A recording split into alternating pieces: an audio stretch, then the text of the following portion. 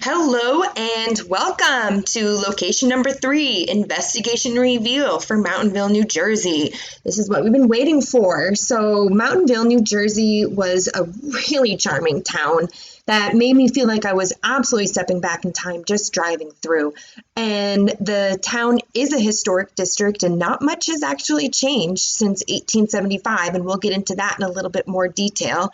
The picture on the left is a famous postcard of the town going over one of the stone bridges that used to dot the town, and we'll go into it why there were so many stone bridges, but unfortunately none of them have survived at this point in time.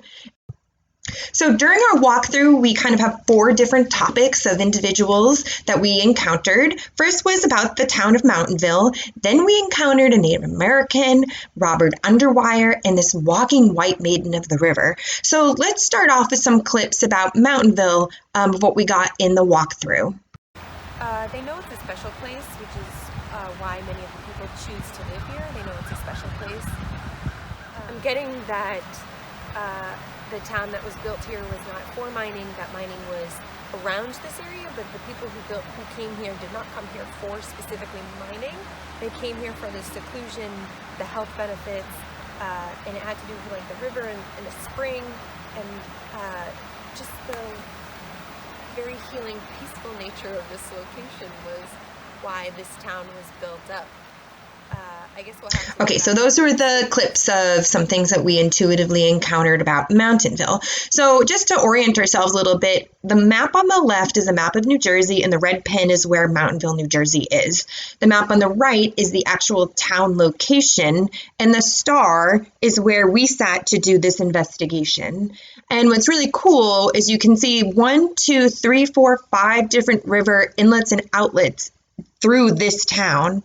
And this was a major reason why this location was originally settled. It wasn't for mining, it was actually for farming. And the farming was because this land with all these rivers around it was very fertile.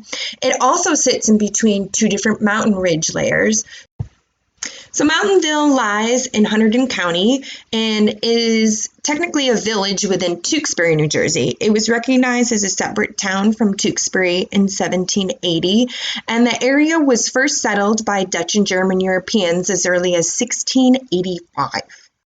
The river that we were sitting by is called Rockaway Creek, and this creek flows into the north branch of the Raritan River, which then meets up with the south branch of the Raritan River in White House, New Jersey, to become just the Raritan River. These are some historic photos of the town of Mountainville, and it was and still is a very friendly town. As you can see on the upper left-hand corner, this is a picture from 1895 of the town, and it was all farmland. This was taken from a mountain on the right-hand side of the town, which is where the town gets its name, and we'll talk more about the mountain in a little bit. The picture on the lower left is again that one of the stone bridges. As we talked about, there are many different creeks and brooks that went into the town, and it was dotted by these beautiful picturesque bridges, which now they've all been washed away, but one of them still has a stone left from one of these old-time bridges.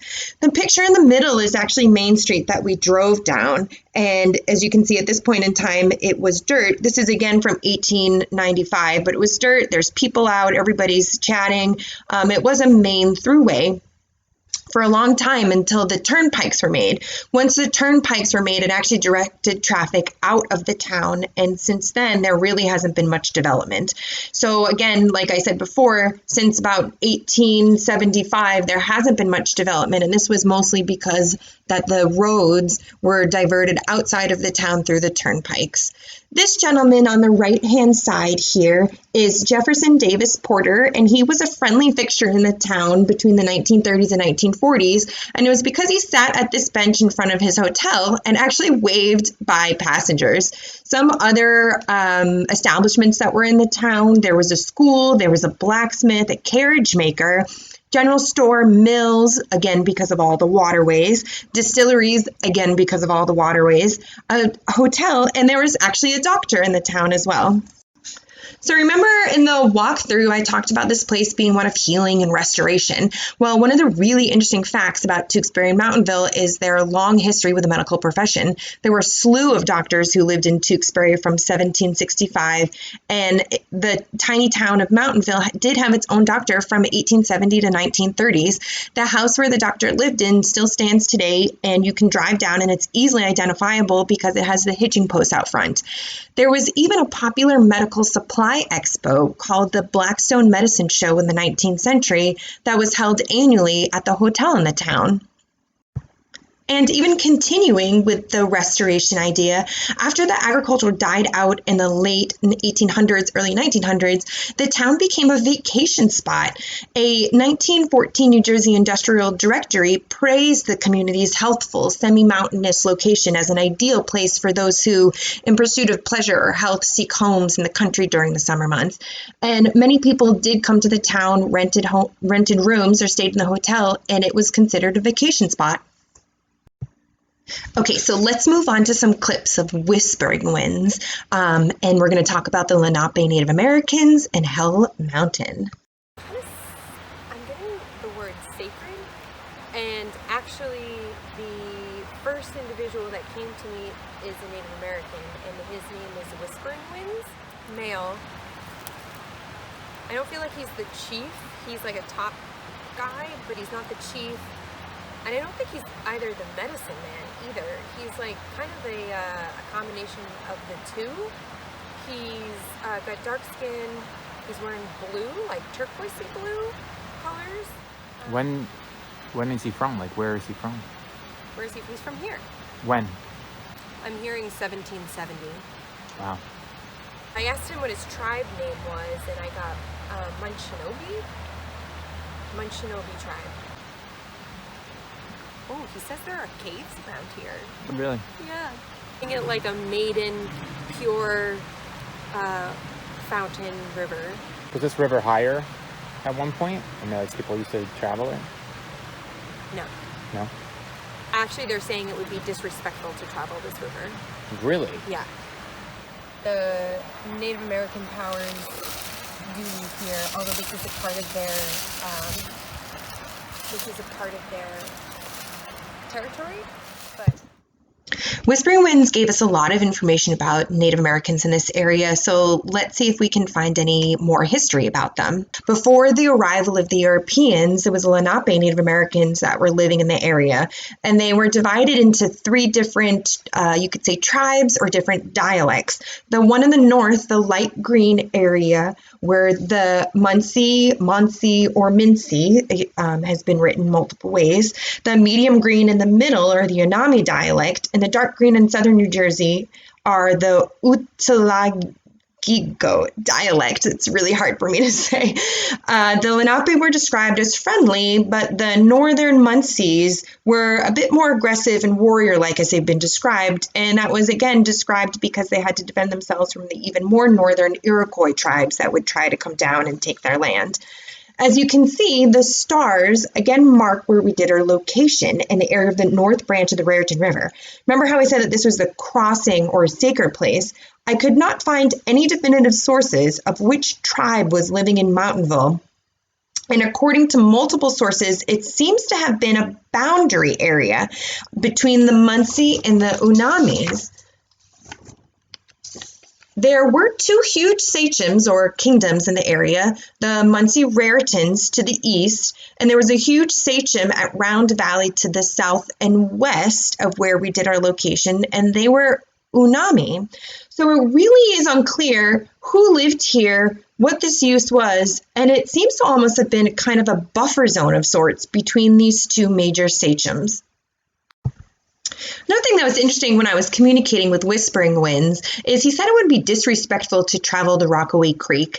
And on the right-hand side is an image of main Lenape walking trails. One is the Alamatunk and the other is the Minisks Trail. And I could find resources that said there was a Native American trail that went through Pottersville and Fairmount is the town just to the and east of Mountainville, and there are additional sources that say the trail went up and over the mountain in Mountainville, which had a great overlook of the valley to spot enemies from.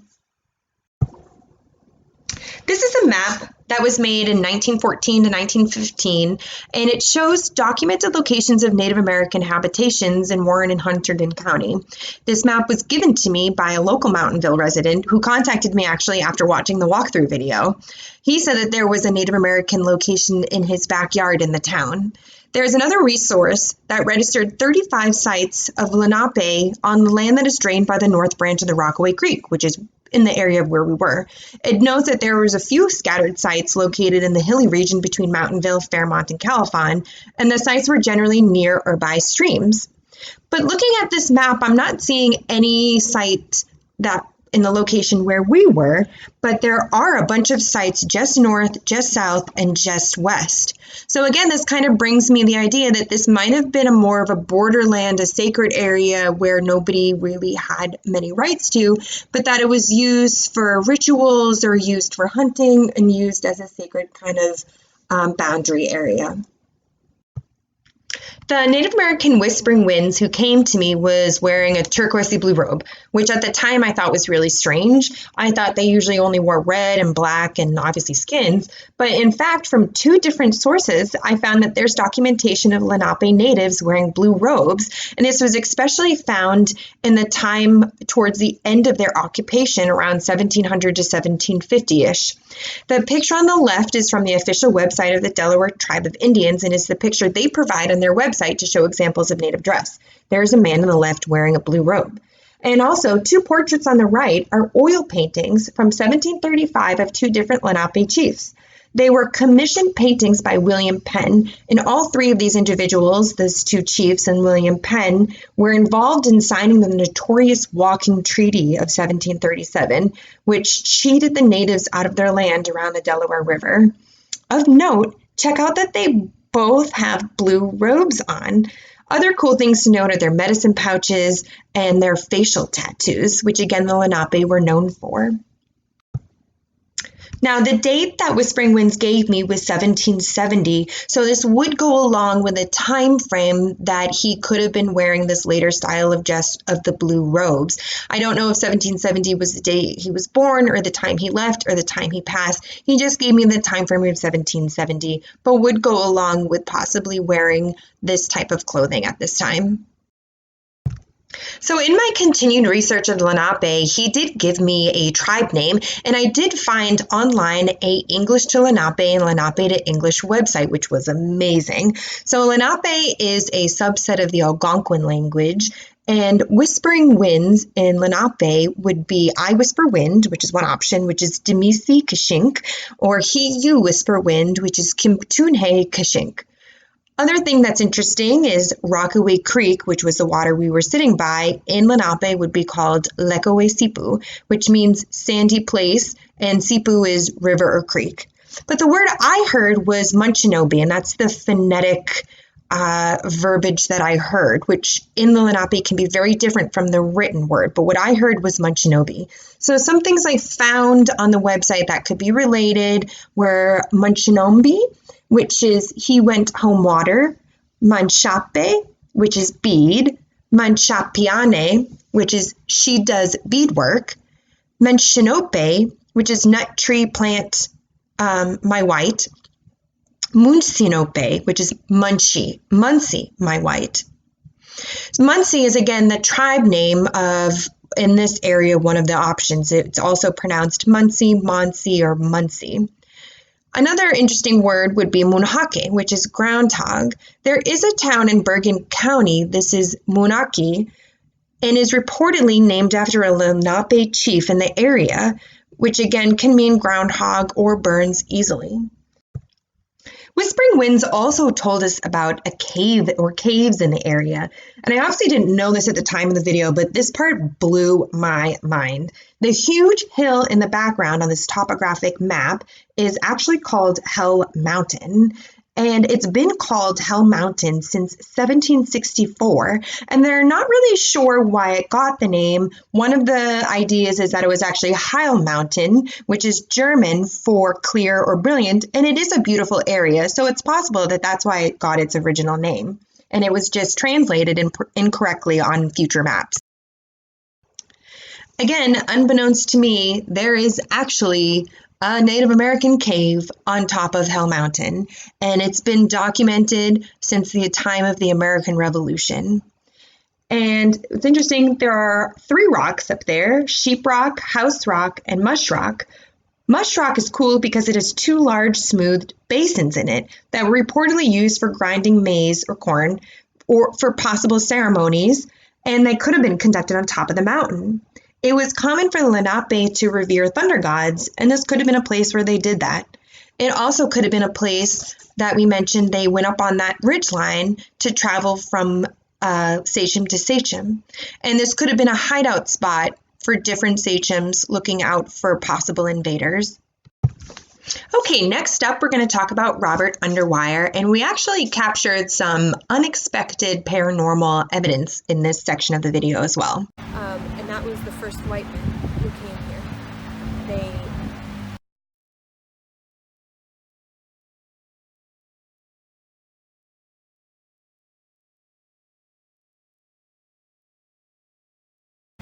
Do they have names? getting pain in my wrist.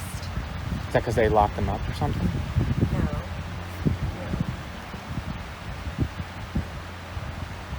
Ooh, I'm getting pain in my neck. Okay, who's making me feel this pain? Getting pain on my leg.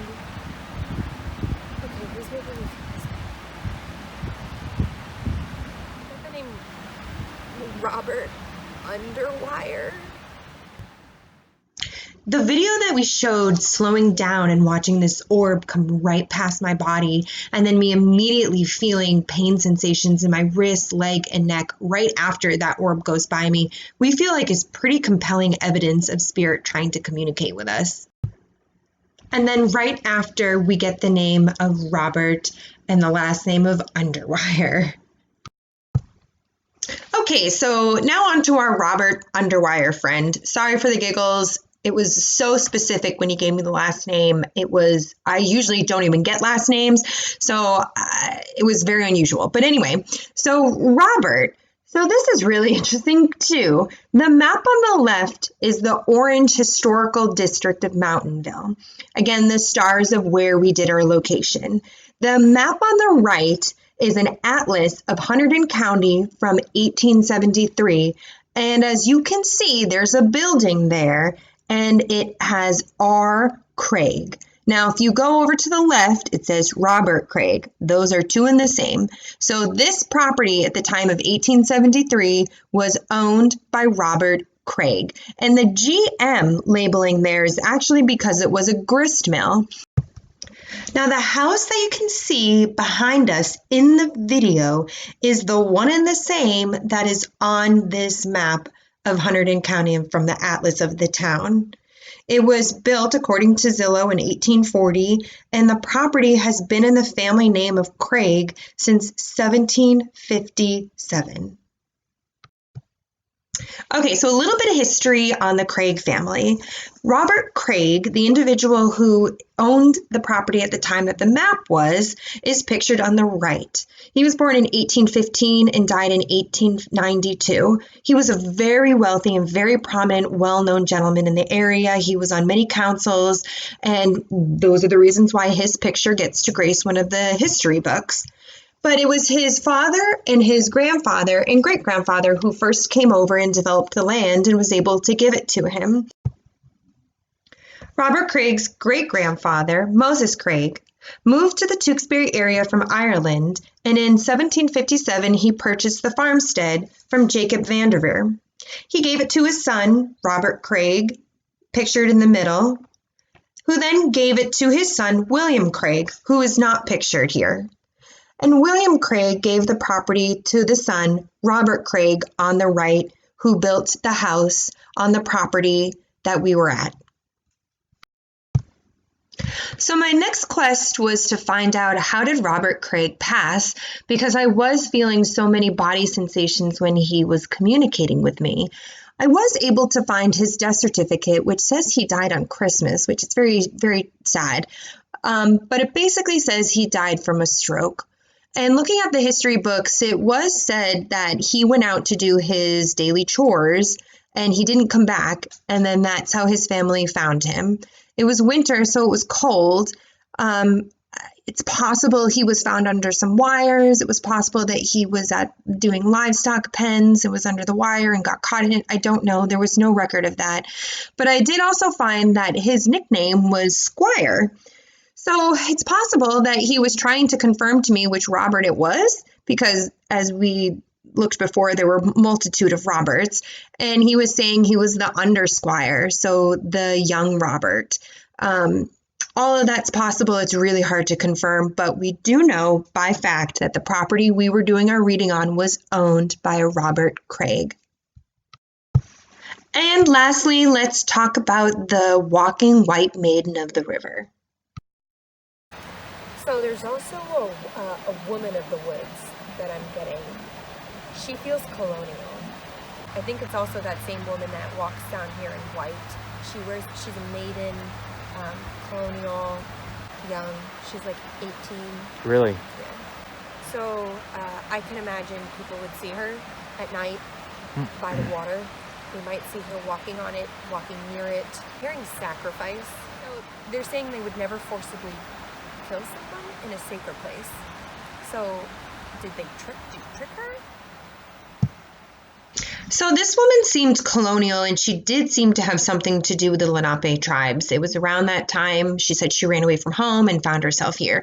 I couldn't find any evidence of this. This was something that some young women did. Sometimes they were also captured by the Native Americans, but I couldn't find any documentation of this in this area. But what I could find, and I found this in two different sources, is a Lenape legend of the good-looking woman or the pretty maiden, and it's a story about a skunk, an owl, and a beaver trying to court this beautiful woman to be their wife. She refused and insulted them all, and then one day she went to the river to get water, and the beaver chewed the log she stood on, and she fell into the water. She cried out for help, but the skunk, owl, and beaver would not save her because she insulted them, and she got swept away in the creek and drowned. I thought that was really interesting. I don't know if something happened in this area which initiated the legend, or if this was a location where the legend was told to children over and over and over again, which is why I was hearing it as a residual. But I thought that was really interesting. Pretty much the entire woman I described is that woman in the Lenape historical story. So I thought that was pretty cool.